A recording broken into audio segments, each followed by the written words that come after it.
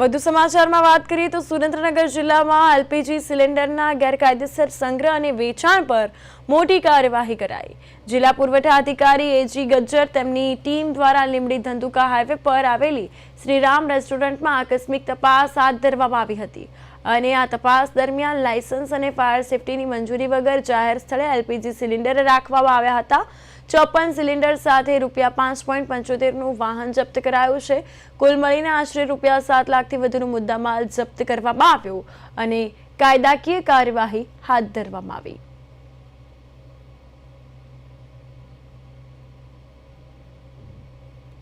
અનઅધિકૃત રીતે સ્થળ પર વાહનમાં સંગ્રહ કરેલા કુલ 54 જેટલા એલપીજી કોમર્શિયલ ગેસ સિલિન્ડર્સ છે મળી આવેલા છે, જે પૈકી 16 સિલિન્ડર્સ ભરેલા અને 38 સિલિન્ડર્સ ખાલી મળી આવેલા છે।